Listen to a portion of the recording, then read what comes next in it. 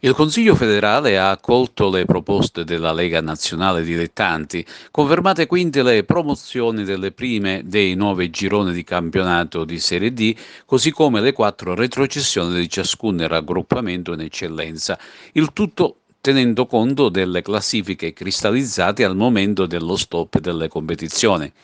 Per quanto riguarda l'attività giovanile regionale, la FIGC ha dato delega alla Lega Nazionale Dilettanti a determinare le modalità di conclusione della stagione 2019-2020. Per quanto riguarda i campionati regionali, si attendono novità entro la giornata odierna. In occasione della riunione della LND si decideranno le sorti, ma sembra che anche in eccellenza si adotterà lo stesso criterio, e cioè promossa la prima classificata in Serie D, in questo caso il Dattilo del girone A, e retrocessione in promozione per le ultime 4: Alcamo, Monreale, Cefaledium e Oratorio San Ciro e Giorgio.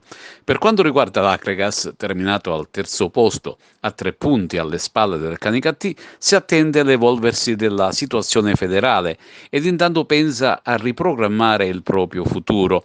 Un paio di imprenditori si sono fatti avanti e stanno portando una trattativa interessante che potrebbe concretizzarsi nelle prossime settimane.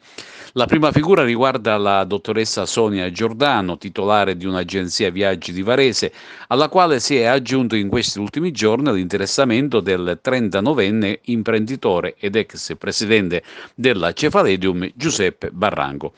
La prima sarà ad Agrigento il prossimo 20 giugno per un incontro con gli attuali vertici societari, mentre nei giorni scorsi il giovane patron palermitano, contattato da alcuni amici agrigentini, avrebbe manifestato l'intenzione di investire nella società dell'Acregas.